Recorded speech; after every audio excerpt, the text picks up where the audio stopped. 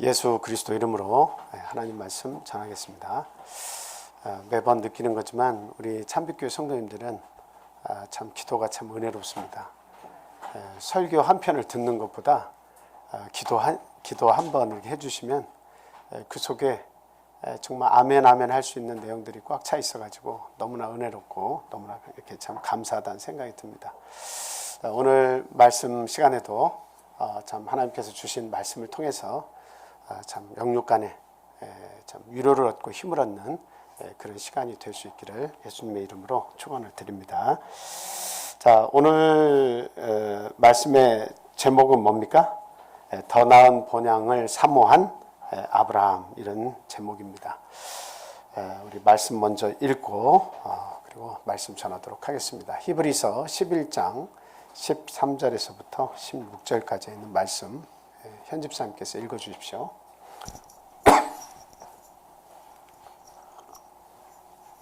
이 사람들은 다 믿음을 따라 죽었으며 약속을 받지 못하였으되 그것들을 멀리서 보고 환영하며 또 땅에서는 외국인과 나그네임을 증언하였으니 그들이 이같이 말하는 것은 자기들이 본향 찾은 자임을 나타냄이라. 그들이 나온 바 본향을 생각하였더라면 돌아갈 기회가 있었으려니와 그들이 이제는 더 나은 본향을 사모하니 곧 하늘에 있는 것이라. 이러므로 하나님이 그들의 하나님이라 일컬음 받으심을 부끄러워하지 아니하시고 그들을 위하여 한 성을 예비하셨느니라. 아멘. 오늘은 이 말씀을 가지고 같이 은혜를 받도록 그렇게 하겠습니다. 더 나은 본향을 이렇게 사모한다, 이렇게 얘기하고 있죠. 더 나은 본향이 만약에 없었으면 출발했다 하더라도 다른 고향을 찾아서 정착지를 찾아서 떠나려고 했다가도 이게 과거에 내가 있었던 곳이 더 좋다고 하면 어때요? 중간에라도 항상 다시 돌아갈 수가 있겠죠. 그런데 믿음의 사람들은 그렇지 아니하다는 겁니다. 믿음의 사람들은 하나님께서 주신 그 정착지, 하나님께서 주실 그 본향, 고향을, 앞으로 삼아야 할 고향을 이렇게 향해서 지속적으로 전진하고 뒤돌아보지 않는다라고 하는 거죠. 예수님께서 하신 말씀 가운데 손에 쟁기를 들고 뒤를 돌아보는 자는 하나님 나라에 합당치 않다, 그런 말씀과도 일맥상통하는 그런 내용입니다. 우리에게 주신 그 참 육적인 고향도 있고 또 하나님께서 우리에게 주신 영적인 고향도 있습니다. 과연 오늘 이 말씀을 통해서 내가 돌아가야 할 진정한 고향은 어디인가라고 하는 것을 우리가 생각하고 같이 교훈을 얻도록 하겠습니다. 1월 1일은 새해죠. 그런데 저희들은 구정설이 이렇게 따로 있습니다. 그래가지고 다음 주 화요일입니까? 그때면 다시 새해가 한 번 더 옵니다. 음력으로 이제 1월 1일이 돼서 새해가 이렇게 시작이 되는데, 보통 우리의 모든 일의 시작은 1월 1일 새해를 맞이해서 이렇게 모든 것이 편성이 다시 돼가지고 새로 시작이 되지만, 그러나 우리의 마음속에 또 우리의 조상들로부터 이어받아서 새롭게 시작하는 한 해의 진정한 시작은 이 음력으로 1월 1일인 구정설을 이렇게 세고 있습니다. 이스라엘도 마찬가지입니다. 이스라엘도 1월 1일이 되면 새해가 시작이 돼요. 그래서 새로운 연도가 시작이 됩니다. 근데 모두가 다 같이 인식을 하고 있지만 그들의 진정한 설날은 따로 있습니다. 바로 7월 1일 나팔절이죠. 우리나라 달력으로 치자면 한 8월에서 10월 사이가 이렇게 되겠습니다만, 그들은 7월 1일 날 그들의 그 절기를 세는 그런 절기월로 얘기하면 7월 1일, 이날은 나팔절이라고 합니다. 그날을 새해로 그렇게 생각을 하죠. 그래서 이날은 나팔을 이렇게 붑니다. 나팔을 불어가지고 새해가 시작된다는 것을 모든 백성들에게 알리게 되겠습니다. 그래서 그때는 아무 노동도 하지 않고 모든 사람들이 가족들과 함께 모여서 그날을 하나님께 감사함으로 기념하면서 그 가족들과의 교제, 그리고 이제 그 77절, 이 그 모든 추수가 이렇게 끝나서 이미 그 풍성한 곡식을 가지고 있기 때문에 그것을 통해서 이웃과도 나누고 가족들과도 그 음식을 나누면서 그 기쁨을 이렇게 나누는 그런 시간을 가집니다. 새로운 계획, 또 지난 것은 버리고 새로운 계획과 또 새로운 다짐을 가지고 또 하나님께 또 예를 갖추는 그런 날이 바로 나팔절이 되겠다라고 하는 겁니다.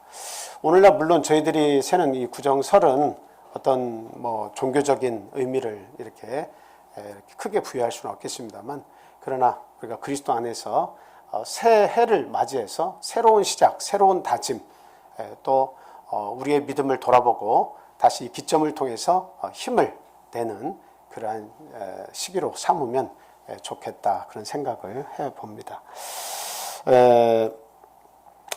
이제 오늘은 그 고향에 관한 그런 얘기를 해볼까 합니다. 명절이 되면 우리 성도님들은 무조건 생각이 탁 머리에 들어오죠. 참 고향에 한번 가봤으면 좋겠다. 내가 태어나고 내가 자란 곳은 어떻게 변해 있을 것인가. 물론 지금은 하도 이 이동이 잦아져 가지고 내가 살던 고향에 처음부터 마지막까지 사는 분은 사실 거의 없습니다. 그런데도 불구하고 불현듯 한 번씩 탁탁 떠오르는 것은 내가 자라났던 그 곳에 과연 내 친구들은 얼마나 남아있을 것이며, 내가 알고 지냈던 그런 분들은 또 그곳에서 건강하게 잘 계시고 계신 것인지, 내 친척분들은 잘 계신 것인지, 그리고 우리를 가르쳤던 교사 선생님들은 또 어떻게 지내고 계신지, 이런저런 궁금함이 이렇게 막 몰려옵니다. 그래서 시간을 내서 내가 태어나고 자라났던 곳에 가서 그 지역을 한번 돌아보기도 하고, 또 그 학교를 방문해 보기도 하고, 그리고 그때는 그렇게 크고 넓었던 운동장인데 지금은 보면 손바닥만큼 작아진 운동장을 보면서 세월이 이렇게 많이 흘렀고 내가 많이 이렇게 컸구나, 자라났구나, 성장했구나 하는 것을 생각을 해보기도 합니다. 좀 이런 그 고향, 나의 어떤 그 사회생활의 기초를 만들어준 그런 고향, 여러 가지 경험과 추억을 통해서 내가 사람답게 살 수 있도록 그 근거를 마련해준 그 고향에 대해서 우리들은 항상 마음속으로 돌아가고 싶다라고 하는 그런 마음을 가지면서 산다라고 하는 겁니다. 세상에 이제 이런 동물들도 귀소 본능이라고 하죠. 자기가 그 태어났던 곳으로 돌아가고 싶어하는 그런 본능이 있어서 참 죽을 때가 되면, 또 알을 낳을 때가 되면 이렇게 자기의 곳으로 돌아오는 그런 동물들도 여럿이 있습니다. 참 이런 내용을 이렇게 보면 우리 인간이 자기의 고향을 생각한다라고 하는 것은 지극히 본능적이고 지극히 당연한 것이다 라는 생각이 듭니다. 참 그래서 이 오늘 본문에 나오는 아브라함의 이야기를 이렇게 생각을 해보려고 그래요. 물론 그 히브리서 그 13장의 그 내용은 꼭 아브라함 한 사람만을 위한 내용은 아닙니다. 믿음의 모든 조상들은 다 자기의 자리를 다 떠나가지고 외국인과 나그네와 같은 그런 삶을 다 살았습니다. 왜 나그네고 왜 외국인이겠습니까? 다 낯선 곳을 향해서 다 간 거예요. 하나님께서 주시는 그 더 나은 본향이 어디인지 그것을 찾고 또 그 말씀대로 가기 위해서 외국인이라고 하는 그런 아주 낯선 입장에서 그 본향을 찾아 갔다라고 하는 거죠. 그리고 나그네처럼 정처 없이 그 목적지에 도달할 때까지 그 수고와 슬픔을 안고 그 여정을, 긴 여정을 소화해 냈다라고 하는 겁니다. 물론 살아서 하나님의 그 약속을 끝까지 다 맛본 사람들은 없습니다. 그러나 그가 하나님을 믿고 더 나은 본향이 있다는 것을 정확히 믿고 순종했기 때문에 그 삶을 선택해서 가는 거예요. 그러니까 하나님께서 얼마나 그 영혼을 기뻐 보시겠습니까? 뭐라고 해요? 정확하게 그 결과물을 딱 내놓고 이런 것들이 있다는 것을 딱 눈으로 딱 화면같이 보여주고, 봐, 오늘의 동영상 같이 네가 갈 그 땅은 이렇게 아름다운 곳이야, 젖과 꿀이 흐르는 곳이야 라고 아예 그냥 딱 이렇게 보여주시고, 사람들이 사는 모습까지 또 우리가 정착할 그 지역까지 딱 모양을 보여주셔가지고 출발하라고 하면 얼마나 위로가 되고 힘이 생기겠습니까? 그러나 그곳에 관한 그림은 보여주시지 않고 이것보다 더 나으니까 일단 나를 믿고 따라와. 그리고 출발해. 라고 했을 때 그 따르는 순종하는 그 믿음을 하나님께서 얼마나 기뻐하시겠는가라고 하는 겁니다. 오늘날 저와 여러분들에게도 지금 우리가 사는 육적인 고향 외에도 하나님께서 예비하신 한 성, 하나님께서 더 나은 본향을 우리를 위해서 친히 준비해 두셨다는 사실을 우리 모두가 믿어 의심치 말아야겠습니다. 그래서 이 육신을 가지고 살면서도 행복하고 감사하고 기쁨이 넘치는 삶을 살아야 해요. 우리에게는 뭐가 있어요? 더 나은 본향이 있습니다. 예. 이 세상 살다가 70세, 80세, 요즘에는 뭐 150세 시대라고도 얘기하는 분이 계십니다만 진짜 140세까지 이상 사시는 분들 많이 계세요. 예. 그러니까 참 얼마든지 오래는 사시지만 그러나 오래 산다고 해도 우리가 사는 이 세상은 극히 짧다. 예. 우리가 겨우 140년, 150년 살려고 지금 이 땅에 태어나서 이거 누리는 겁니까? 아무리 오래 살아도 항상 말씀드리지만 천년 만년을 살아도 부족한 것이 우리의 인생입니다. 그리고 천년 만년을 살아도 그 부족할 뿐만 아니라 허망한 것이 우리의 인생이에요. 그래서 하나님께서는 영원을 사모하는 마음을 우리에게 주셨어요. 그 영원한 생명, 영생을 우리에게 주셔서 영원토록 살 그 곳을 우리 예수님께서 마련을 해 두셨다라고 하는 거죠. 그래서 예수님께서 제자들에게 하신 말씀이 있어요. 뭐라고 말씀하셨습니까? 내가 처소를 예비하러 간다. 그 처소가 다 예비가 되면은 어떻게 한다고요? 너희를 데리러 다시 오겠다.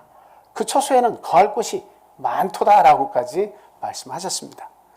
그래서 이 땅에서 저희가 사는 동안 이런 집이 문제가 아니에요. 거할 처소가 있든 없든 그게 문제가 아니에요. 진짜 우리의 영혼이 영원토록 거할 수 있는 그 장소가 예비되어 있다고 하는 사실은 우리 믿는 자들에게 엄청난 축복인과 동시에 우리의 이 삶을 사는데 큰 위로가 된다라고 하는 말씀입니다. 먼저 첫 번째로 말씀드린 것은 아브라함의 그 육신의 고향에 대해서 우리가 먼저 같이 생각을 해 보겠습니다. 아브라함이 살았던 곳이 어디죠? 그 갈대아인들이 주로 머물러 있던 우르라는 지역입니다. 그래서 우리가 합해서 갈대아 우르다 이렇게 이야기하고 있죠. 그 갈대아 우르의 지역은 그 메소포타미아 문명이 티그레스강, 유프라테스 강이 여러분들이 보실 때 이렇게 갈라져 있어요. 근데 그 유프라테스강 밑부분에 갈라지는 요 밑부분에 남쪽으로 우르라고 하는 지역이 있습니다. 그래서 그 우르 지역에 그 아브라함이 셈족의 후예인 아브라함이 거기에 머물고 있었어요. 그런데 그곳의 위치가 그 위에도 큰 강이 있고 밑에도 큰 강이 있지만 이 강가의 중심으로 사람들이 다 모여 살죠. 그것은 왜 그래요? 강에서 얼마든지 물을 가져다가 농사도 지을 수 있고 얼마든지 그 음용으로 쓰면서 농사도 짓고 또 목초지도 물을 대서 풍부해서 짐승을 기르기에 아주 안성맞춤인 땅이기 때문에 그런 땅을 따라서 문명이 형성이 되고 그리고 시가지가 이렇게 만들어지는 그런 삶을 옛날에는 다 살았습니다. 근데 이 우르 지역에도 굉장히 많은 사람들이 모여 살아서 시가지를 형성하고 그렇게 산 곳입니다. 이 기름진 목초지와 또 농업이 잘 되는 이런 지역에서 아브라함 그리고 그 아버지 데라 그리고 그 나홀과 그 형제 나홀과 하란 이렇게 살고 있었는데 그 지역에서 데라가 한 일이 무엇이냐? 그 유대의 그 역사가 요세푸스는 그곳에서 아버지 데라가 우상 장사를 했는데 아브라함과 이 마찰이 대단히 심했다. 그래서 아버지는 우상을 만들어 놓으면 아브라함은 가서 아버지의 우상을 몰래 다 부숴뜨려 놨다. 그리고 그 시시때때로 그런 일들이 일어나니까 그 갈대아 우르 지역에서는 아브라함을 굉장히 미워했다. 그런 내용을 역사가 요세푸스는 기록을 하고 있습니다. 그 왜 그래요? 우상을 많은 사람들이 섬겼다는 이야기죠. 사람이 많이 모이면 뭐가 형성이 되는 거예요? 상업지대가 형성이 됩니다. 그래서 여러 가지 물품을 물물교환도 하지만 그걸 주고 팔면서 재물이 이제 모여드는 곳이죠. 그리고 재물이 모여드는 곳에서는 많은 사람들이 부귀, 영화, 또 건강, 생명 이런 것들에 관해서 관심이 아주 굉장히 커집니다. 많은 물질을 소유하고 싶고 그것을 누리고 싶고 그리고 또 건강하게 더불어 오래 살면서 그것을 지속적으로 누리고 싶어하는 그런 마음들이 인간에게 생기는 거죠. 그러다 보니까 우상은 자동적으로 성행이 되는 거예요. 신들을 섬기는 마음들이 자동적으로 형성이 돼. 근데 그 속에는 하나님, 유일하신 하나님, 전지전능하신 하나님은 안 계시고 사람이 만든 그런 우상, 세공품 또 나무를 깎아서 만든 우상, 이런 우상들이 판을 쳤다는 겁니다. 그래서 아브라함의 아버지 데라 역시도 유대 전승에 의하면 이런 우상을 팔아서 살았다라고 하는 거죠. 그럼 그때는 우상을 팔으면 장사가 잘 됐겠죠. 그래서 먹고 사는 데는 지장이 없었다라고 하는 겁니다. 그리고 본토 친척 아비집을 떠나 이런 말씀이 있는 것을 우리가 생각해 볼 때 그 곳에는 아브라함의 아버지 데라만 있는 것이 아니라 거기에는 친척들이 이렇게 같이 자리를 잡고 사는 곳이다라고 하는 것을 우리가 생각을 해볼 수가 있습니다. 뿐만 아니라 아브라함이 자라날 때에 그 동네 친구들도 많이 있었지 않겠습니까? 그리고 오늘날처럼 막 고향을 떠나서 성공하겠다고 서울로 상경하고 그런 것이 아니라 이미 우르 지역은 그런 큰 지역으로 성장했기 때문에 그곳에서 태어나고 자란 사람들은 어디로 떠날 리가 없겠죠. 자리 잡기가 너무 좋은 곳이니까. 그래서 그 아브라함과 아버지 데라는 정말 떠날 이유가 없을 정도로 그곳은 육신의 고향이고 마음의 고향이 된 것처럼 그렇게 살았다는 거죠. 근데 이제 하나님께서 이제 이 아브라함에게 말씀을 하시는 겁니다. 이 육적인 고향은 너무도 어떻게 보면 떠나지 않아도 될 정도의 완벽하게 모든 것을 충족시켜 주는 곳이다. 그런데 하나님께서 아브라함에게 나타나셔서 말씀하시는 겁니다. 뭐라고 말씀하시는 겁니까? 뭐라고 말씀하시죠? 여기를 떠나라 이렇게 얘기하는 겁니다. 자, 여호수아 24장 먼저 2절에 있는 말씀 우리 한번 같이 읽어보겠습니다. 자, 시작. 여호수아가 모든 백성에게 이르되 이스라엘의 하나님 여호와께서 이같이 말씀하시기를 옛적에 너희의 조상 곧 아브라함의 아버지 나홀의 아버지 데라가 강 저쪽에 거주하며 다른 신들을 섬겼으나. 그러니까 이 내용을 이렇게 보시면 데라가 우상을 섬겼다는 것은 거짓말은 아니죠. 우상을 섬겼어요. 뭐 우상 장사를 했다, 만들어서 팔았다라고 하는 내용은 없지만 그거는 유대 전승 이야기고 여기서만 보더라도 다른 신을 섬긴 것은 분명합니다. 그러니까 우상을 섬기고 또 우상을 판매하면서 아주 그 지역에서 참 터줏대감 같이 아주 이렇게 참 승승장구한 그런 삶을 살았을 때 하나님께서 이제는 나타나서 말씀을 하신 겁니다. 데라에게 말씀하신 것이 아니고 누구에게 말씀하신 겁니까? 아브라함에게 이야기를 하셨습니다. 만약에 데라에게 나타나셔서 정든 이 고향을 떠나라 이렇게 말씀을 하셨다면 또 다른 그 분위기가 연출이 됐을 겁니다. 아주 그냥 데라가 앞장서서 자기가 만든 우상을 다 파괴하고 아브라함과 싸울 일도 없고 야 떠나자. 친척집을 떠나고 본토를 떠나라고 하는데 이 우상이 만연한 이곳에서 우리 떠나자 하고 갔을 텐데 데라가 아니라 하나님의 말씀을 받은 사람은 아브라함이었다라고 하는 거예요. 그래서 우리가 그 육적인 고향이 아브라함에게 있었는데 유일한 고향으로 알고 살았지만 하나님께서 아브라함에게 나타나셔서 더 나은 본향을 주겠다. 이제는 이곳에서 떠나라. 본토 친척 아비집도 내버려 두고 떠나라고까지 그렇게 이야기를 하셨다. 이것을 우리가 중점적으로 생각을 해야 됩니다. 왜 아버지 집까지 떠나라고 했을까요? 우리가 지금 두 번째 생각하는 것은 하나님께서 주실 더 나은 본향에 관한 그런 말씀이에요. 그렇게 좋은 곳이었다라고 하는 것이 그 첫 번째 육적인 본향의 모습입니다. 왜 아버지도 떠나라고 그랬어요? 아마도 조심스럽게 추측하건대 아버지는 그 땅을 떠나기가 싫었어요? 좋았어요? 네, 싫었다 이렇게 생각이 듭니다. 아주 조심스럽지만 굉장히 의미가 있고 또 강하게 추측을 할 수 있는 그런 내용이에요. 아버지로서는 떠나기가 어려워요. 여러분들이 어떤 외국으로 나가려고 할 때 내가 젊어서 외국으로 이민을 가는데 나이가 이제는 다 드신 그 부모님이 그 외국 같이 가자고 하면 따라가시겠습니까?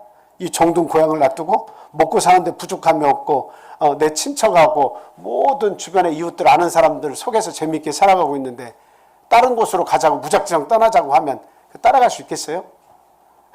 그거 어렵죠. 그러니까 데라는 아마 떠나기를 거부했던 것 같아요. 그래가지고 어때요? 그러니까 거기서 떠나지 않겠다고 아마 버틴겼지 않았을까요?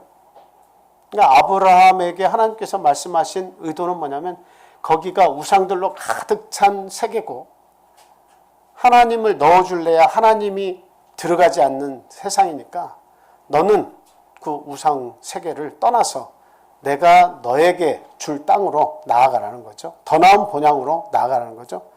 그리고 내가 너를 믿음의 조상으로 내가 삼아서 그리고 그 땅을 누구에게 주겠다는 거예요? 믿음의 후손들에게 더 나은 본향을 주겠다는 거예요. 그래서 네 후손들은 그곳에 가서 젖과 꿀이 흐르는 그 땅에서 네 후손 대대로 축복된 삶을 살으라라고 하는 것이 하나님의 새로운 계획이었다라고 하는 겁니다. 자, 우리 창세기 11장 28절 말씀 한번 보겠습니다. 시작. 하라는 그 아비 데라보다 먼저 고향 갈대아인의 우리에서 죽었더라. 그러면 하란의 고향은 어디라는 걸 알 수가 있어요? 갈대아 우르라는 것을 알 수 있죠. 그럼 그 아버지 데라도 그곳에서 오래도록 정착해서 산 고향, 아버지의 고향이자 그리고 하란, 아브라함, 나홀 이 모든 자식들의 고향이 바로 갈대아 우르였다라고 하는 것을 알 수가 있습니다. 그런데 나중에 보면 그 하란이 그 데라의 아들 이름도 하란이지만 이 갈대아 우르 지역을 떠나서 중간에 기착점이 하나 있습니다. 거기도 하란이라는 지명이 있어요. 그 하란으로 이렇게 떠나가는데 누구도 함께 따라와요? 하란의 아들이니까 아브라함의 조카죠. 조카인 그 롯도 이렇게 따라가죠.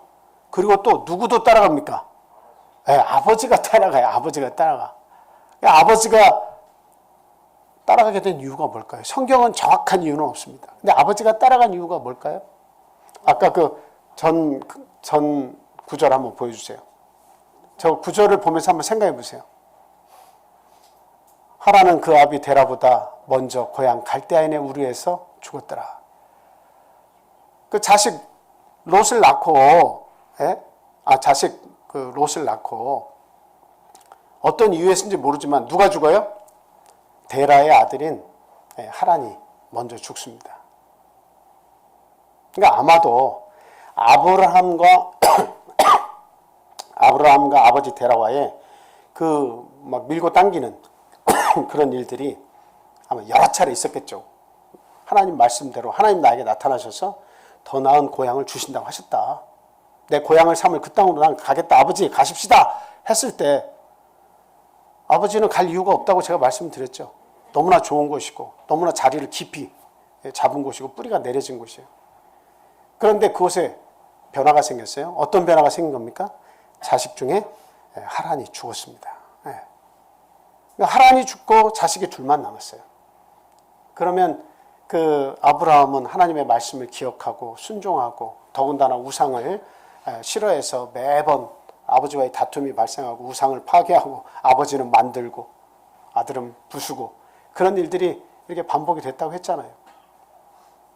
그러니까 아브라함이 지속적으로 아버지를 청할 때 하란이 죽은 뒤에는 그것이 아마 많이 약해졌을 것이다. 그래서 결국은 아버지 데라가 떠나갔죠. 아브라함을 따라서 떠나갑니다. 근데 저는 좀 조금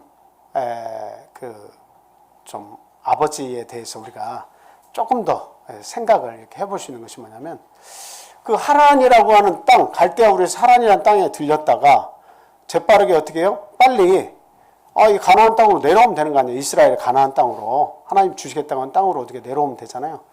그런데 중간 하란이라고 하는 땅에 이르러서 아버지가 어떻게 해요? 거기에서 머문다라고 하는 겁니다. 머물어요. 머물어. 자, 우리 한번 사도행전 7장 2절부터 있는 말씀, 편집사님께서 한번 읽어주시기 바랍니다. 스데반이 이르되 여러분 부형들이여 들으소서. 우리 조상 아브라함이 하란에 있기 전 메소포타미아에 있을 때 영광의 하나님이 그에게 보여 이르시되 내 고향과 친척을 떠나 내가 내게 보일 땅으로 가라 하시니, 아브라함이 갈대아 사람의 땅을 떠나 하란에 거하다가 그의 아버지가 죽음에 하나님이 그를 거기서 너희 지금 사는 이 땅으로 옮기셨느니라. 네, 지금 보니까 아버지가 어디서 죽어요? 하란에서 죽습니다. 그러니까 하란까지는 쫓아왔는데 그 하란에서 떠나서 충분히 가나안 땅으로 같이 올 수도 있는 상황이었지만 아버지는 거기서 또 반발을 한 것 같아요. 그래서 남아있기로 작정을 하고 거기에서 목숨 수가 다 될까지 살다가 거기서 죽었다라고 하는 거예요. 네. 성경에 보니까 250세까지 수를 누렸다 이렇게 기록이 되어 있는 것 같은데요. 그곳을 안 떠나고 그곳에 계속 있었어요. 하나님께서 그래서 아브라함에게 다시 나타나셔가지고 하란에서 75세 때에 이곳을 떠나라고 이렇게 말씀을 또 하시죠. 그러니까 그 떠나기 전까지 하란에서 떠나지 못한 이유가 뭐예요? 떠나지 못한 이유가 아버지가 대단히 큰 걸림돌이었다라고 하는 것을 우리가 생각해 볼 수 있습니다. 그 다음에 그 하란 땅에 또 누가 남아있죠? 같이 누가 따라왔어요? 롯도 있고 또 누구 있어요? 나홀도 있습니다. 네. 나홀도 있어요. 그래서 나홀은 나중에 여러분이 아시지만 아브라함의 형제지만 이 나홀은 그 자기의 부인하고 거기에 어떻게 해요? 아브라함 따라가지고 가나안까지 내려옵니까? 아니면 하란 땅에 머뭅니까? 하란에 머뭅니다. 그러고 보니까 이게 아브라함이 강성해가지고, 그리고 거기에 보면 아브라함, 나홀, 하란 이렇게 기록이 된 걸로 봐서 아브라함이 장자처럼 그렇게 보여집니다만 순서가 그렇게 나오니까. 근데 이 아브라함의 주장에 의해서 모두가 다 순종하고 어디까지 와요? 아브라함이 그렇게 강력하게 주장 안 했으면 그냥 갈대아 우르가 최선의 곳이에요. 고향이에요. 그런데 그냥 마음에 어쩔 수 없이 하란이 죽고 나서 두 아들과 아버지는 하란까지 온 거예요. 하란까지. 근데 나중에 하나님께서 나타나셔서 가라 하는데도 아브라함이 못 간 이유가 뭘까요? 거기에는 형제인 나홀이 나는 여기서 남아있겠다고 이야기하고, 아버지 역시도 나는 여기가 좋아서 여기서 남아서 살고 싶다고 그렇게 얘기한 겁니다. 그러니까 그 메소포타미아 문명지대를 크게 이렇게 보면 갈대아 우르에서 하란이라고 하는 곳은 초승달 지역이라고 해서 아주 비옥한 지대예요. 그래가지고 이 하란이라고 하는 지역 역시도 달을 섬기는, 달신을 섬기는 그런 아주 사람들 많이 모여 사는 곳이고 우상이 아주 성행하던 그런 곳입니다. 근데 이것도 마찬가지로 유프라테스 강의 남쪽 지대에 위치하면서 거기에서 굉장히 그 곡창지대고 그리고 사람들이 살기에 아주 좋은 곳입니다. 그래서 그 이집트에게까지 걸쳐가지고 요 초승달 모양의 아브라함의 여정지를 이렇게 보면 그곳은 대단히 기름진 그런 곡창지대였고 사람들이 모여 살고 상업이 성행하고 우상이 성행할 수밖에 없었던 그런 지대였다라고 한 겁니다. 그러니까 아버지는 죽을 때까지 떠나지 않았습니다. 아브라함도 어쩔 수 없이 그곳 하란에서 잠시 머물 수밖에 없었죠. 그리고 나서 아버지가 죽고 나자 새로운 출발을 합니다. 그때 나홀은 떠나지 않고 그 자리에 있어요. 그것을 우리가 하란에 남아있었다는 걸 어떻게 알 수 있어요? 나중에 아브라함의 아들 이삭을 결혼시킬 때에 어디로 가죠? 그 종을 보내가지고 하란으로 이렇게 보내잖아요. 왜? 친족 간의 이제 결혼을 이렇게 시키기 위해서 그 하란 땅으로 이제 보냅니다. 나홀과 그 자녀들이 쭉 살아 있기 때문에, 그러니까 그 내용을 보면 데라는 갈대아 우르에서 떠나긴 했지만 그 중간 기착지였던 그 하란이라고 하는 곳이 제2의 고향이 돼서 마음에 쏙 들었던 모양이에요. 그리고 거기에 나홀도 마음에 들어서 이곳이 나의 두 번째 고향이다. 육신의 고향으로 삼고 그것에 눌러앉기로 생각을 했다는 거죠. 그런데 아브라함에게는 하나님께서 지시하신 내가 너에게 보여줄 땅으로 나아가라 했을 때 그 더 나은 본향이 오늘날처럼 동영상을 통해서 아주 그냥 확실시 된 모습을 보여주시진 않았지만 아브라함의 그 믿음을 건드리셔가지고 그 믿음을 자극하셔가지고 그 땅으로 나아갈 수 있는 힘을 하나님께서 주셨어요. 그러니까 아브라함은 그 중간에 어떤 땅을 밟아도 그 땅은 자신의 육신의 거점, 내가 여기에서 앞으로 고향을 삼아서 내가 여기서 살아야겠다라고 하는 그런 육신의 고향이 중간에 있을까요, 없을까요? 어디에 발을 붙여도 그곳은 내가 거할 그 땅이 아니라는 것을 아브라함은 너무도 명확히 알았어요. 하나님이 한 도성, 성읍을 마련하셨다라고 하는 것을 너무도 굳게 믿고 어느 곳에 있었어도 하나님의 말씀을 기억하면서 그곳으로 나아가려고 아주 그냥 애를 쓴 사람이 바로 그 아브라함이다라고 하는 겁니다. 자, 창세기 11장 31절 말씀 우리 같이 읽겠습니다. 자, 시작. 데라가 그 아들 아브라함과 하란의 아들 그의 손자 롯과 그의 며느리 아브라함의 아내 우르를 떠나 가나안 땅으로 가고자 하더니 하란에 이르러 거기 거류하였으며, 갈대아 우르를 떠나서 진짜 목적지는 하나님이 지시하신 가나안 땅, 하나님이 주시겠다고 한 더 나은 본향이 가나안 땅이었는데 거기를 향해서 출발을 했는데 거기에 도달하기 전에 하란을 거쳐가는 바람에 거기가 제2의 고향이 되고 말았습니다. 지금 그 갈대아 우르에서 이렇게 직선거리로 예루살렘이나 아니면 그 세겜 땅, 처음에 세겜 땅에 아브라함이 들어와서 거기서 단을 쌓고 하나님께 예배를 드리죠. 거기까지의 그 직선 거리는 약 한 600km 정도 이렇게 된다고 합니다. 뭐 한 600에서 800km 사이인데, 그런데 지금 요 갈대아 우르 지역에서 그 강을 타고 하란으로 가는 데까지가 사실은 900km예요. 그 900km고 여기 하란에서 가나안 땅까지 내려온 데가 여기도 한 600km 정도 됩니다. 그러면 요 거리가 다음에 1500km죠.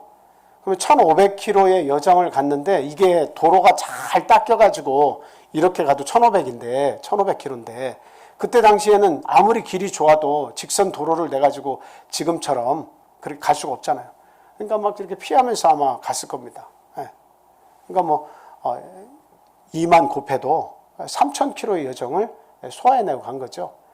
그래서 가나안 땅까지의 이 직선거리는 짧아도 이렇게 돌아서 올 수밖에 없는 어느 도시 이렇게 찍으면서 왔을 거 아니에요.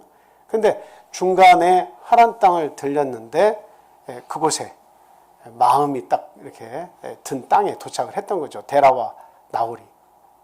거기에서 아브라함이 설득을 해서 가나안에 가야 합니다 했지만 중간에 더 좋은 땅을 보고 거기서 머물게 되었다라고 하는 겁니다.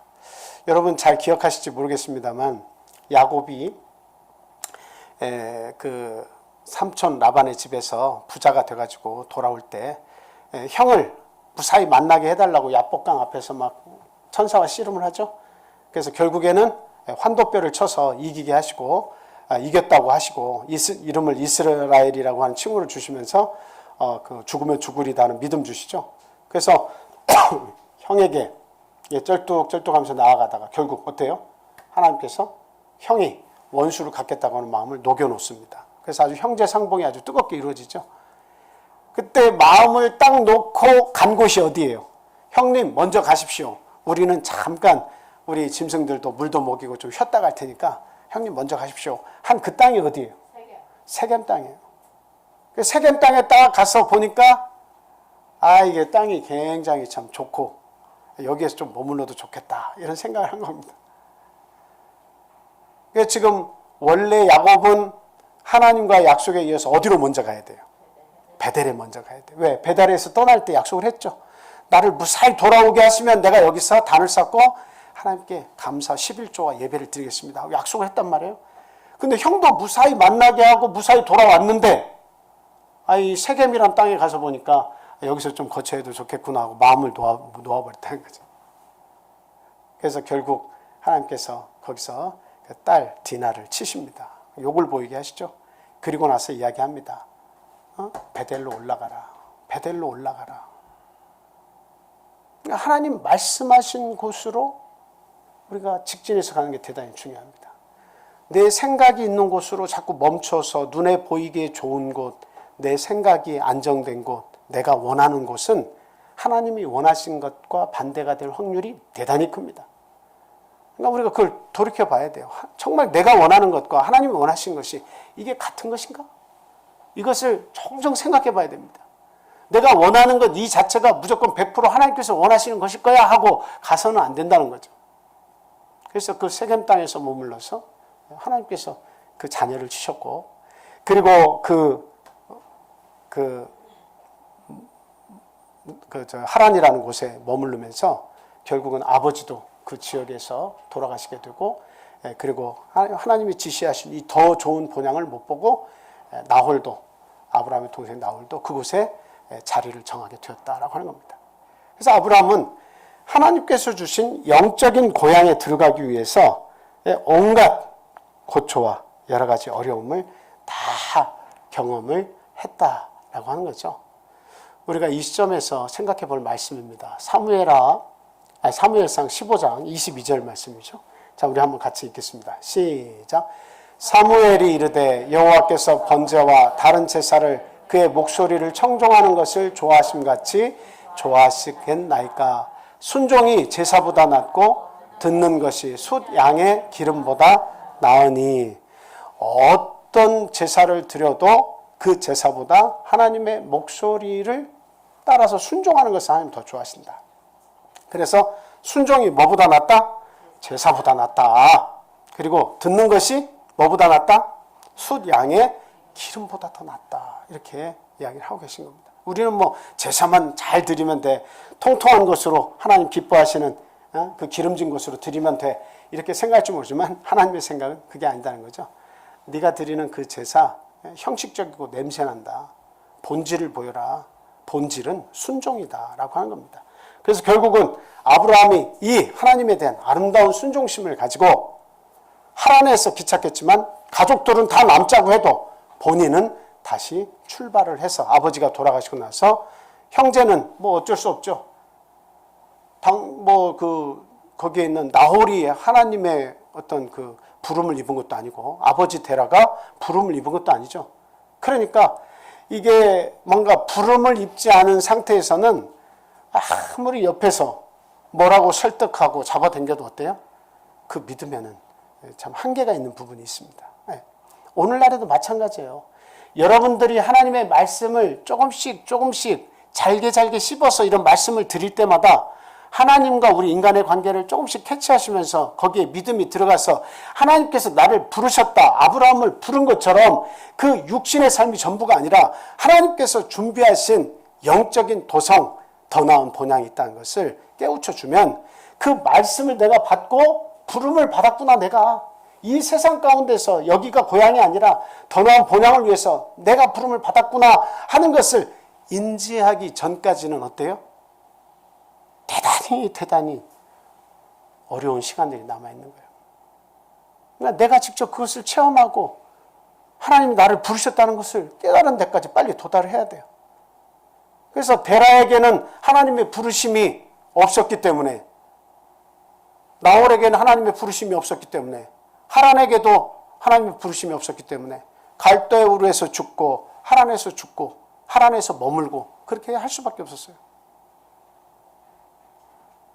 오늘날 하나님의 부름을 외면하고 귀를 닫고 이렇게 있으면 아무리 더 나은 본향이 있습니다. 얘기하고 우리 같이 가나안 땅으로 갑시다.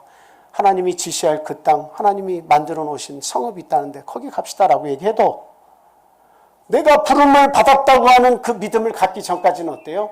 결코 동조하기가 어렵고 결코 이 세상을 나의 고향으로 삼은 자가 하늘을 고향으로 하나님께서 지시하신 그 땅을 고향으로 삼을 이유가 참 만무하다라고 하는 거예요. 구원이 어려운 거예요. 쉬우면 하나님은 쉽게 주셨지만 쉽게 주셨다는 의미가 우리에게 쉽게 받도록 만들어 놓으셨죠.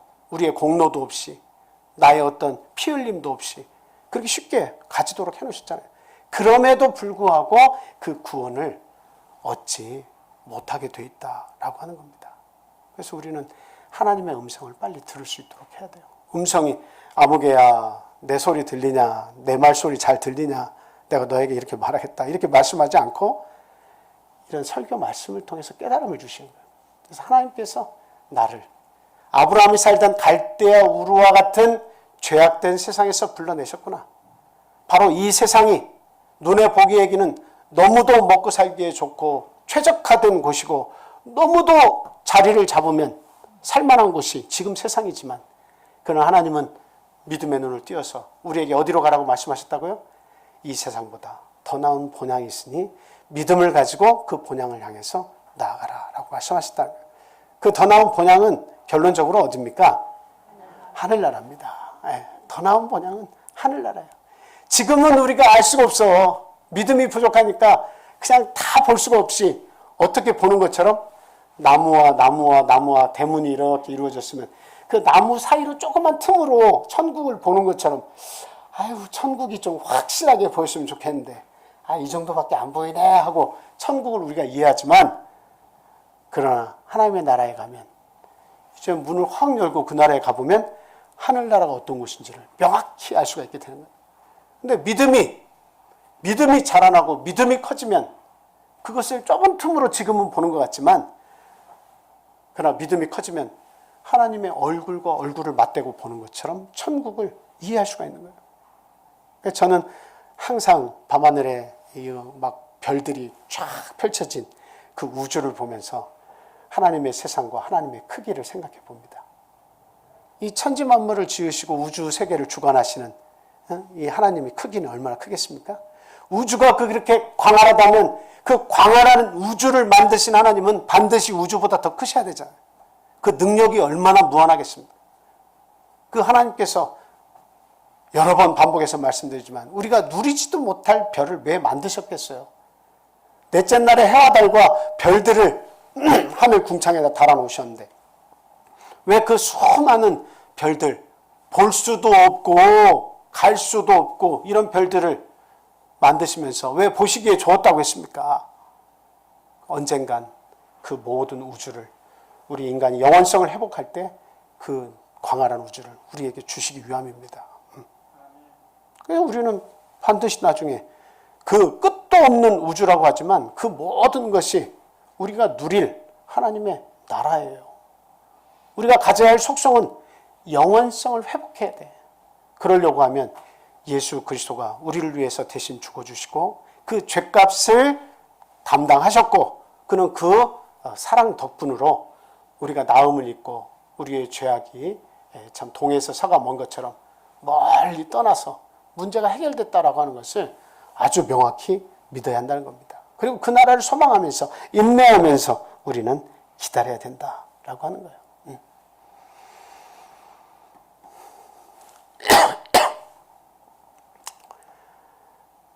사도행전 6장 2절에서 4절은 제가 찾은 구절이 아닌 것 같아요.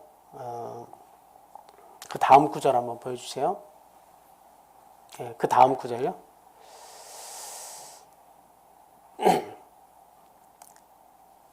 여기 사도행전 7장 한번 보겠습니다. 자, 한 번 더 읽어주세요. 우리 현 집사님.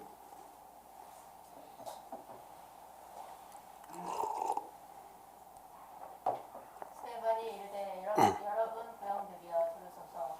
우리 조상 아브라함이 하란에 있기 전 메소포타미아에 있을 때에 영광의 하나님이 그에게 보여 이르시되 내 고향과 친척을 떠나 내가 내게 보일 땅으로 가라 하시니 아브라함이 갈대아 사람의 땅을 떠나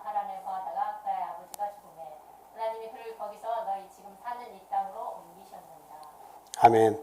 그래서 이제 그 하란 땅에서 아브라함이 머물다가 드디어 아버지가 돌아가셨고 거기에서 다시 출발해서 그 가나안을 향한 발걸음을 뗐다 이렇게 이야기를 하고 있죠. 저것은 스데반이 그 성령의 충만함을 입어서 그것을 이제 그 말씀을 하신 그런 내용이죠. 지금 그래서 결국에는 이제 가나안 땅에 이렇게 들어오게 됩니다. 하나님이 주신 그 고향 땅을 밟게 되는 것이죠. 그래서 이제 그곳에서 세겜이라고 하는 땅에 이르러 가지고 그곳에 단을 쌓고 하나님께 예배를 드리는 그런 모습이 성경 말씀에 있습니다. 자, 우리 말씀 한 구절 읽어보겠습니다.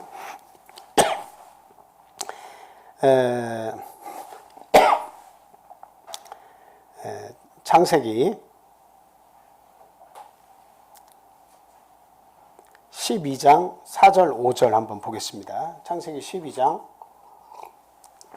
4절 5절 말씀. 우리 한번 같이 읽겠습니다. 자, 시작. 이에 아브라함이 여호와의 말씀을 따라갔고 롯도 그와 함께 갔으며 아브라함이 하란을 떠날 때에 75세였더라. 아브라함이 그의 아내 사레와 조카 롯과 하란에서 모은 모든 소유와 얻은 사람들을 이끌고 가나안 땅으로 가려고 떠나서 마침내 가나안 땅에 들어갔더라. 네. 뭐 많은 이야기가 저기에 있습니다만 거기서 돈도 모으고 사람들도 사서 식솔들 또 일하는 사람들 이런 사람들을 만드는 걸로 봐서 제법 좀 하란 땅에 머물렀던 것 같아요.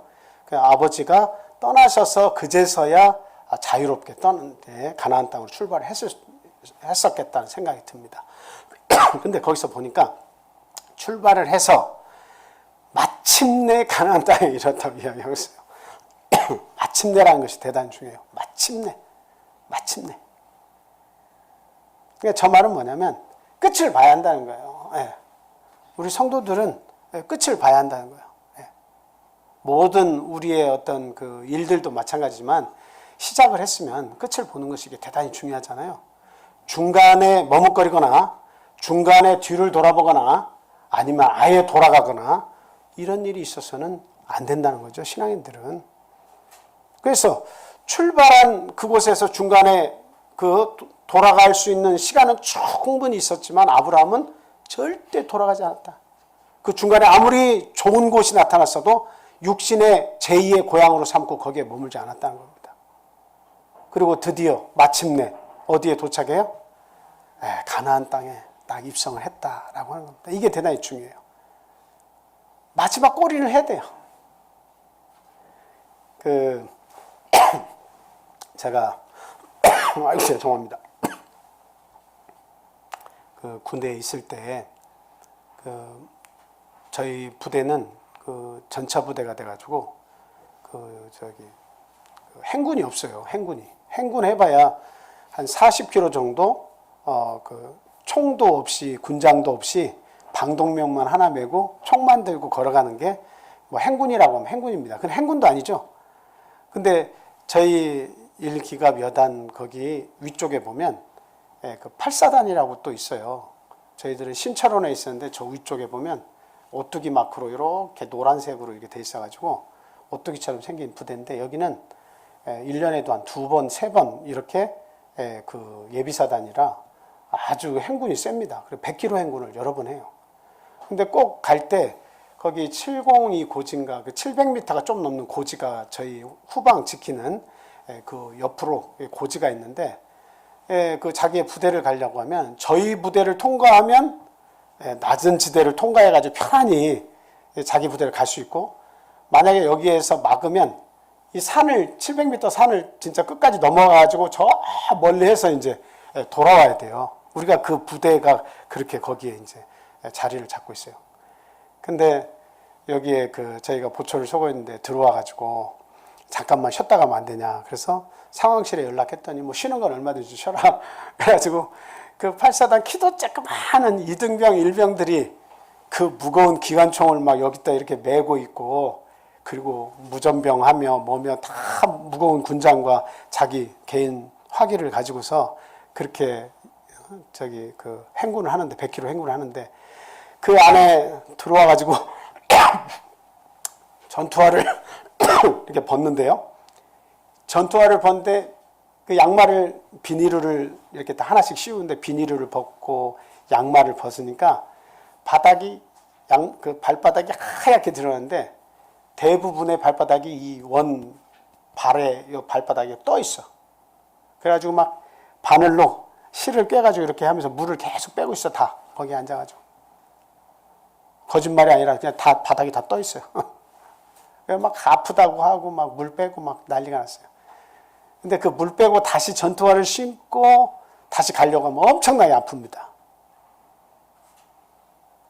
근데 여기를 통과시켜 달라고 부탁을 하는데 상황실에 무전을 넣어서 여기 통과시켜 달라는데 어떻게 해야 됩니까? 하고 이제 거기 부관이 전화를 하는데 그 상황실에서 여기 여단장님이 통과시키지 말라고 합니다. 이렇게 연락이 왔어요. 그러니까 그 소식을 전하니까 아주 그냥 이 행군하는 병사들이 막 욕이란 욕은 다 나오는 거예요. 이런 하면서 막 욕이 막 나옵니다. 그리고서는 양말을 신고 비닐을 씌우고 또 군화를 신고 자기의 군장을 챙기고 화기를 챙기고 이제 막 떠나가는데 아주 그냥 푹 해가지고 이제 이렇게 해서 가는 거예요. 근데 이제 그 앞에 그 지프차가 따라다니거든요.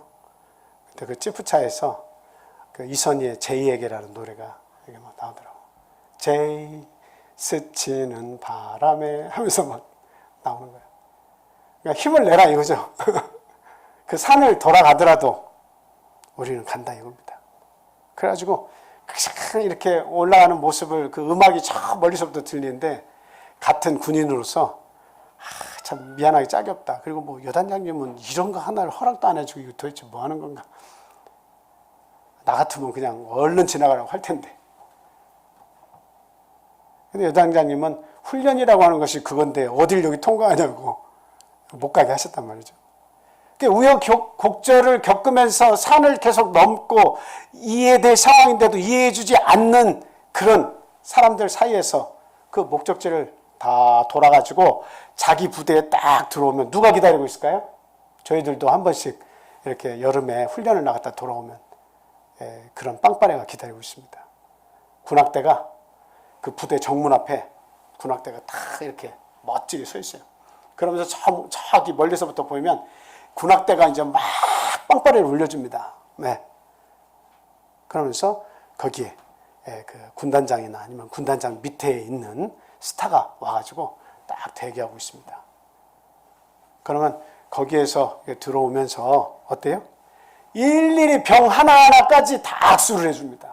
그러면서 어깨를 두드려주면서 잘했다, 잘했다. 이제 부대다. 들어가서 쉬고 이제는 들어가면 포상휴가 갈 준비도 하고 그렇게 해라 하면서 어깨를 툭툭 두드려주면서 드디어 그 병사들은 뭐예요? 드디어 마침내 내 집에 돌아왔다라고 하면서 환호성을 지르고 이제 들어가면 어때요? 그 문 앞에 이르르면 빵빠레가 울리기 시작하고 군악대의 소리를 들으면 어때요? 막 새임이 막 솟아가지고 그냥 씩씩한 마음이 들어가지고 저기에 있는 그 군단장이나 아니면 거기에 있는 참모든 누구든 나와서 그 수고했다고 악수해주는 그 사람의 손을 이렇게 만질 때 얼마나 뿌듯하고 얼마나 감사하고 얼마나 기쁘고 한지 그냥 드디어 우리가 해냈다. 100km 행군. 그러면서 이렇게 기쁜 마음으로 그렇게 들어가는 거예요. 제가 이 이야기를 하는 이유는 뭡니까? 우리 신앙인들에게 마침내라는 것이 중요하다라고 하는 겁니다. 하나님의 말씀을 마지막까지 내가 그것을 지켜서 하나님이 지시하실 그 땅까지 어쨌든 가는 게 중요한 거예요. 예. 그곳에 내가 생각하는 그 내가 이해했던 적과 꿀이 이런 것이 어떻게 나타날지는 모르지만 하나님의 말씀을 믿고 마지막 그 지점까지 가는 것이 그게 하나님께서 기뻐하시는 신앙인이다라고 하는 겁니다. 출발했으면 움직이셔야 돼요. 네. 뒤돌아보시면 안 돼요. 어려운 일이 있으면 내가 원래 편안하게 살던 곳으로 자꾸 돌아가고 싶은 마음들이 생기는 거예요. 그러나 돌아가시면 안 돼요. 절대 머뭇머뭇거리면 안 돼요. 그럼 그곳이 나의 육신의 고향이 또 될 수가 있어요. 머뭇거리면 내 신앙이 거기에 주저앉으면 거기가 내 고향이 될 수 있단 말이죠. 머뭇거리면 안 돼요. 그냥 묵묵히 힘들어도, 발에 물집이 생겨도, 발바닥이 살과 떠도, 또 700고지를 넘어서 돌아가는 한이 있어도 우리 신앙인들은 묵묵히 그 길을 가야 한다라고 하는 거예요. 그래서 아브라함은 마침내 그 가나안 땅에 들어와서 세겜 땅에 이르렀을 때에 제단을 쌓고, 하나님, 제가 드디어 당신께서 나에게 줄 성읍이 있다고 하는 그 가나안 땅에 도착했습니다. 감사합니다. 하면서 예배를 드렸다라고 하는 거예요. 얼마나 감격스럽습니까? 예. 아브라함에게 주시겠다고 한 그 땅, 얼마나 참 그 아브라함이 고대하던 땅입니까? 오늘날도 저와 여러분들에게 하나님께서 주실 그 땅을 여러분들이 학수고대하면서 살아야 돼요. 우리가 생각하는 것 이상의 영광과 아름다움이 있는 곳이에요. 거기에는 사망이 없어요. 슬픔이 없어요. 고통이 없어요. 저주가 없습니다. 그 땅을 준비하고 계신 거예요. 자, 창세기 12장 7절 말씀 우리 같이 읽겠습니다. 자, 시작. 내가 이 땅을 네 자손에게 주리라 하신지라. 그가 그곳에서 제단을 쌓고, 세겜 땅에 이르셔가지고 하나님께서 아브라함에게 나타나셨어요. 그러면서 약속을 주십니다. 그 약속이 뭡니까? 내가 이 땅을 내 자손에게 주리라 라고 하신 약속이에요. 여러분, 여기서 우리가 하나의 힌트를 얻는 거예요. 하나님께서 주신 약속을 믿고 전진하면, 그 말씀에 순종해서 하나님 말씀 붙잡고 살아가면 나에게만 은혜가 미치는 것이 아니고 그 열정적인 믿음 때문에 누구도 구원하는 겁니까? 내 자손을 구원하는 거예요. 그래서 내 자손은 이 한 사람이 문제가 아닙니다. 내 자손 뿌리 하면 어마어마한 백성이 되는 거예요. 그래서 우리 한 사람 한 영혼은 이게 사람이 큰 것 같지 않지만 어때요? 내가 한 영혼 구원해서 그 영혼의 다음 사람을 생각하면 어마어마한 백성이 형성이 되는 겁니다. 내 자식을 통해서도, 아니면 내가 전도한 사람을 통해서도 그 한 사람 영혼 속에 있는 무한한 백성을 내가 구원하게 되는 거예요. 그래서 저기에 보니까 내가 네 자손에게, 너의 자손에게 이 땅을 주겠다고 약속하지 않습니까? 그런 말씀 들어보셨죠? 그 사과 속에 있는 씨는 우리가 수를 셀 수 있어도 씨 속에 있는 사과는 셀 수가 없다. 한 개의 씨앗 속에 있는 사과, 여러분, 사과가 몇 개나 나중에 달릴까요? 사과 한 개 속에는 씨가 몇 개 있어요, 대략? 대략 몇 개 있어요? 그 사과는 맛있는 사과인지 모르겠는데 한 6개 들어있죠? 잘은 모르겠어요. 씨가 요즘에는 있는 것도 있고 없는 것도 있고 해가지고 한 6개에서 8개 있다고 합시다. 그러니까 대충 4개에서 8개 사이에는 씨가 다 있어요. 그러니까 우리가 대충 수를 찾아낼 수가 있어요, 개수를. 많지도 않고. 근데 그 씨앗 하나 속의 사과는 몇 개냐고 물으면 여러분 대답하실 수 있겠어요? 여러분, 씨 하나 속에 사과가 몇 개 있어요? 그 심어가지고 나무가 하나만 열리는 것만 생각하시면 IQ 한 70. 근데 그 사과에서 또 떨어져서 씨앗이 또 땅에 있어가지고 이것이 자라나서 또 사과를 열면, 또 거기서 또 씨앗이 떨어져서 사과를 열면, 그 개수라고 하는 것은 어마어마하죠. 셀 수가 없는 거예요.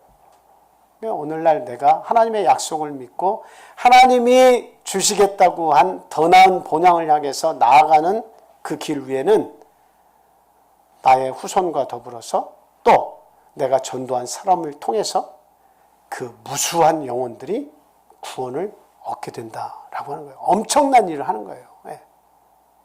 그래서 여러분들이 믿음 생활을 소홀히 하시면 안 되는 거예요. 믿음 생활을 대충 하다가 아이고 대충 살면 대충 하나님 나라 갈 수 있을 것처럼 이렇게 생각하면 안 됩니다. 하나님의 나라는 아브라함과 같이 그 나아갈 방향을 명확히 믿고 하나님께서 주시겠다고 한 그 땅 외에는 내 마음을 두고 거기다가 정을 풀고 거기에 머물러서는 안 되는 것이다 라고 하는 겁니다. 자, 이제는 우리 육적 본향보다 하나님께서 지시하신 더 나은 본향 하늘나라를 우리는 이 설날의 시점에서 이렇게 생각을 해봐야 됩니다. 자, 매번 고향이 그리웠던 것처럼 내 인생의, 내 영혼의 진짜 고향은 바로 하나님께서 주실 그 땅이다 라고 하는 것이죠. 자, 우리 골로새서 3장 1절에서 2절 말씀, 골로새서 3장 1절에서 2절 말씀 우리 읽겠습니다. 시작. 그러므로 너희가 그리스도와 함께 다시 살리심을 받았으면 위의 것을 찾으라. 거기는 그리스도께서 하나님 우편에 앉아 계시느니라. 위의 것을 생각하고 땅의 것을 생각하지 말라. 이 말씀은 먹고 마시고 집도 짓지 말고 무조건 하늘 것만 생각하고 살아라 그런 게 아니에요. 이미 우리가 먹고 마시는 것은 이방인들이 다 구하는 것이죠. 그러니까 하나님께서 그건 주시는 거예요. 그러나 우리의 중심은 어디에 있었다는 겁니까?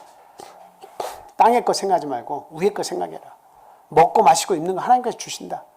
우리의 진짜 목적지는, 우리의 진짜 본향은 하늘이지 이 땅에서 좌지우지되는 것이 아니다 라고 하는 겁니다. 한 구절 더 보겠습니다. 빌립보서 3장 18절에서 20절. 자, 시작. 내가 여러 번 너희에게 말하였거니와 이제도 눈물을 흘리며 말하노니 여러 사람들이 그리스도의 십자가의 원수로 행하였느니라. 그들의 마침은 멸망이요 그들의 신은 배요 그 영광은 그들의 부끄러움에 있고 땅의 일을 생각하는 자라. 그러나 우리의 시민권은 하늘에 있는지라. 거기로부터 구원하는 자 곧 주 예수 그리스도를 기다리노니. 우리의 시민권은 어디 있다고요? 하늘에 있습니다. 이것이 우리의 무기예요. 좀 뭔가 그 우리 집에 고향에 가가지고 형제들끼리 만나서 좀 안 좋은 일이 있고 어떻게 보면 내가 손해보는 일이 있어도 전혀 염려하시지 말아요. 우리의 시민권은 하늘에 있습니다. 하늘의 사람으로서 마음 넓게 생각하시고 또 그 가족들의 구원을 항상 생각하면서 불쌍히 여기시고 그 구원을 위해서 우리가 기도해야겠다라고 하는 겁니다. 자, 우리 오늘 본문 읽었던 말씀을 다시 한번 소중하게 읽고 오늘 말씀 마치도록 하겠습니다. 히브리서 11장이었는데 13장이 아니라 11장 13절부터 16절까지. 자, 시작.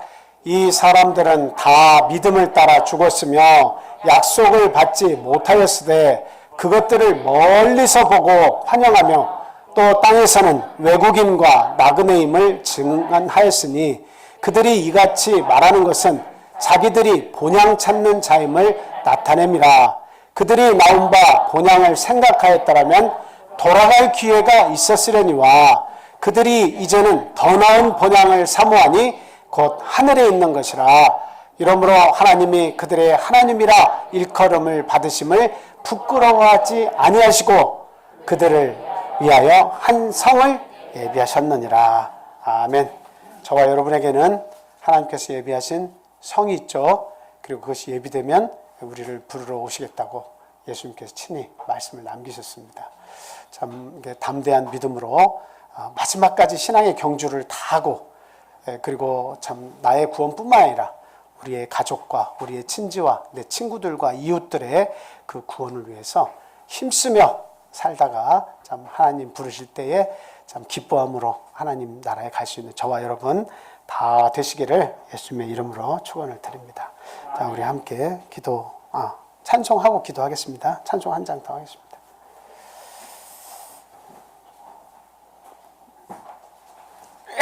(438장) 하시겠습니다.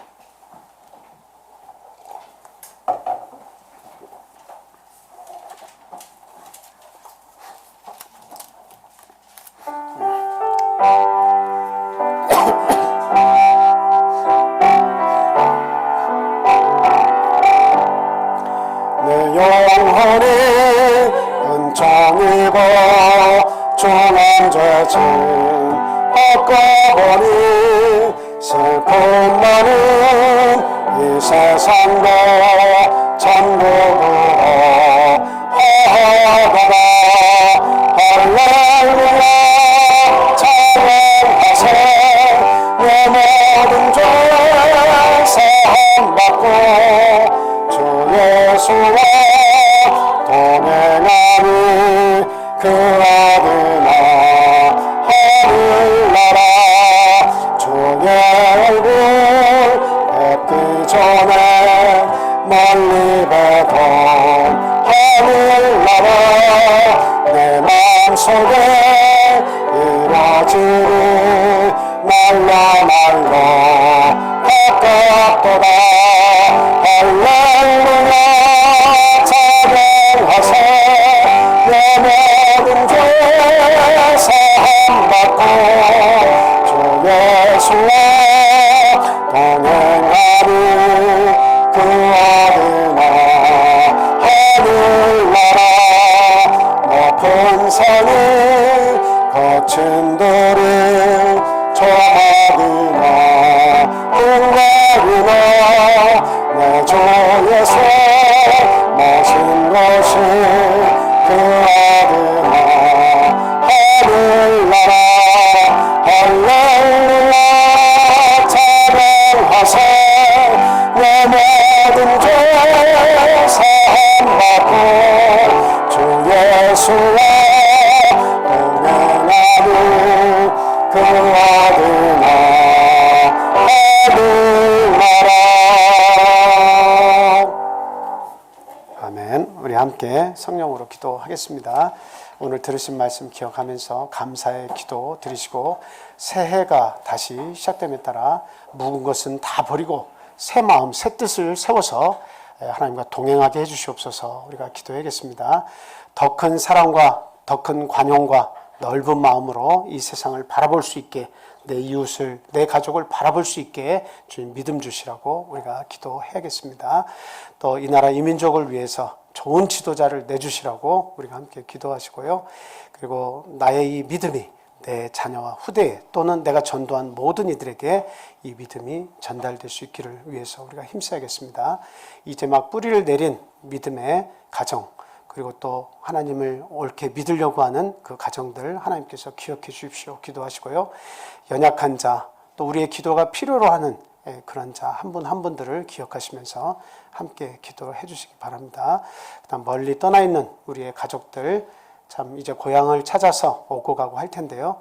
참 그 발걸음을 하나님께서 보호하시고 인도하시고 또 화목한 가정으로 하나님께서 삼아 주십시오. 이렇게 또 기도해 주시기를 부탁합니다. 연로하신 우리 집사님들과 우리 육적인 부모님들 또 우리 형제들 또 하나님께서 그 영혼을 참 불쌍히 여겨주시라고 우리가 함께 또 기도하겠습니다. 우리 어린아이들 둔 가정들도 하나님께서 이런 코로나로부터 지켜주시라고 또 함께 기도해 주시기 바랍니다. 다 같이 기도하겠습니다.